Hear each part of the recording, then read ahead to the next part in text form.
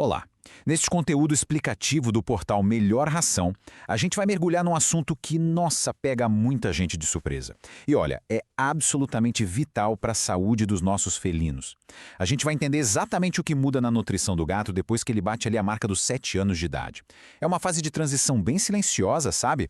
Mas que exige muita atenção da nossa parte. Então, vamos juntos desvendar esses mistérios. Imagina essa cena aqui que é super comum. São 7 da noite, hora do jantar. A ração vai para o pote.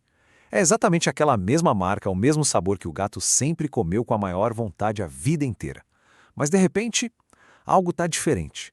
Ele chega perto, dá aquela cheirada, vira o rosto e simplesmente sai andando devagar.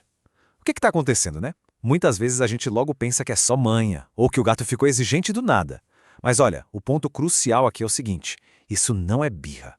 Depois dos 7 anos de idade, o corpo dele muda biologicamente. E aquela ração habitual, de sempre, simplesmente não dá mais conta dessas novas necessidades.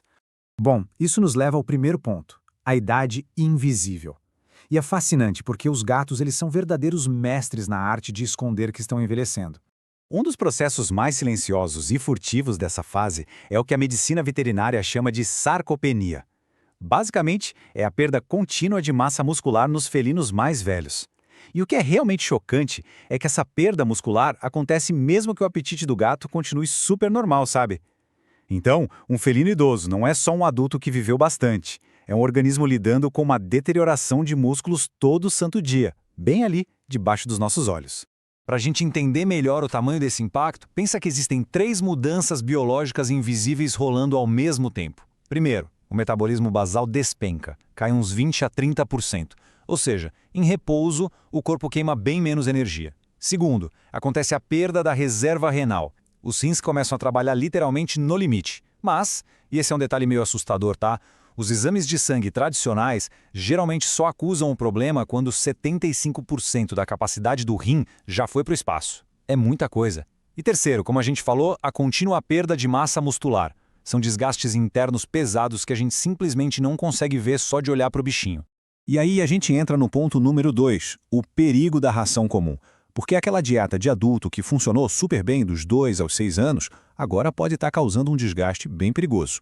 Existe um contraste gritante entre essas duas fases.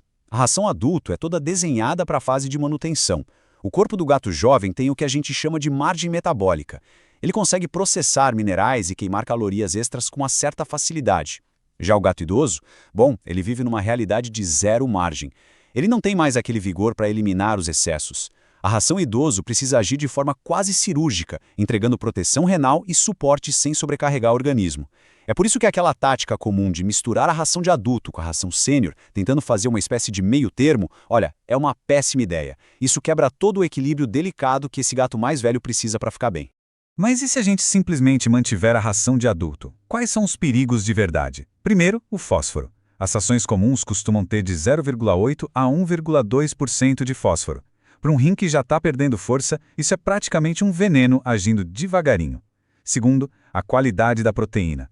Fontes de baixa digestibilidade, tipo o glúten de milho, não são bem aproveitadas pelo intestino do gato idoso, o que só acelera aquela perda de músculos. E terceiro, o excesso de calorias. Com mais de 3.500 quilocalorias por quilo e um metabolismo que agora é mais lento, a conta não fecha. O resultado é um ganho de peso inevitável, o que triplica o risco do gatinho desenvolver diabetes e problemas nas articulações. Então, vamos para a solução do ponto 3, segredos do rótulo sênior. O grande truque aqui é ignorar aquele marketing super bonito na parte da frente do pacote e ir direto para o que interessa, a tabela nutricional. O primeiro número vital que a gente precisa procurar é esse aqui, 32%. Esse deve ser o mínimo absoluto de proteína bruta na matéria seca da ração. Olha, existe um mito gigantesco por aí de que gatos idosos precisam de menos proteína. Mentira total quando falamos de felinos saudáveis, tá? Como a massa muscular está caindo o tempo todo, o gato idoso precisa de mais proteína e de altíssima qualidade para combater essa perda. Se a ração tiver menos de 32%, o organismo dele vai sofrer com certeza. O segundo número, e prestem muita atenção, porque esse é provavelmente o valor absoluto mais crucial para proteger os rins, é o 0,5%. Esse é o limite máximo ideal de fósforo na matéria seca. A gente não pode esquecer que o rim não avisa quando está falhando, lembra? Então manter o fósforo em 0,5% ou até menos, é a nossa principal ferramenta nutricional para não sobrecarregar a função renal que ainda resta ali. E o terceiro número que a gente tem que ter em mente é 3.200. Essa é a meta ideal de energia metabolizável, podendo chegar estourando a 3.500 quilocalorias por quilo. Pensa bem, o felino mais velho tende a ficar muito mais na dele, bem mais sedentário, e o metabolismo já caiu uns 30%. Dar uma dieta supercalórica agora é um passaporte direto para a obesidade. Segurar as calorias nessa faixa protege não só as articulações, mas todo o sistema endócrino do animal. O problema é que a maioria dos rótulos mostra a análise com a umidade já incluída, o que meio que esconde os valores reais a gente. Mas calcular isso na matéria seca é super simples. Vamos lá. Passo 1. Encontra a porcentagem de fósforo ali na tabela. Passo 2. Você pega o número 100, subtrai o valor da umidade e aí divide o fósforo por esse resultado. Passo 3. É só multiplicar por 100. E pronto. Esse é o valor real que precisa obrigatoriamente estar abaixo de 0,5%. Olha, tirar um minutinho para fazer essa continha pode literalmente salvar os rins de um felino idoso. O que nos leva ao nosso quarto ponto. Erros que prejudicam a saúde. Porque, vamos falar a verdade, comprar o saco de ração certinho é só metade da batalha.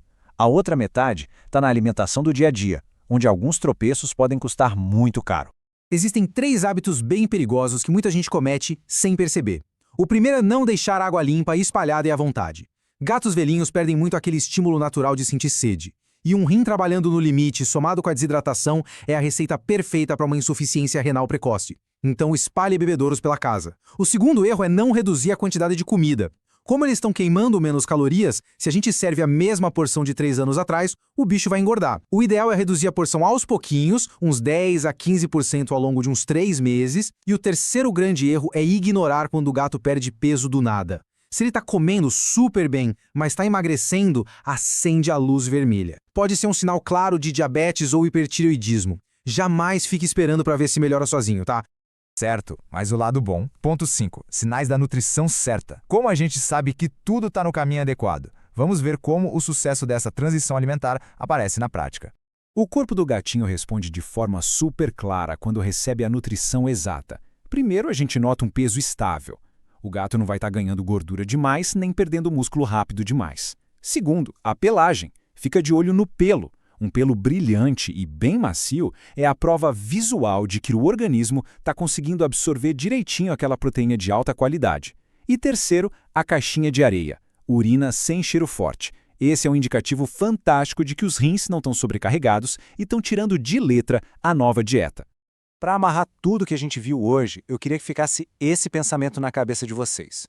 O envelhecimento felino é silencioso. O rim não toca uma sirene quando está chegando no limite. E o músculo vai sumindo aos poucos, sem fazer barulho nenhum. A hora de agir não é quando o gato para de comer ou quando já está visivelmente frágil. A hora de intervir, ajustando a nutrição de forma inteligente e precisa, é agora. Proteger esses 2 pilares vitais começa com uma transição que a gente faz hoje. E assim a gente chega ao fim do nosso conteúdo explicativo de hoje. Lembra, ninguém precisa ficar perdido naquelas prateleiras gigantes de ração. Para análises independentes e rankings detalhados focados exclusivamente na saúde felina, acesse o portal Melhor Ração. É só digitar aí no seu navegador amelhorração.com.br. Melhor Ração, nutrição que você pode confiar. Muito obrigado por acompanhar a gente até aqui e até a próxima.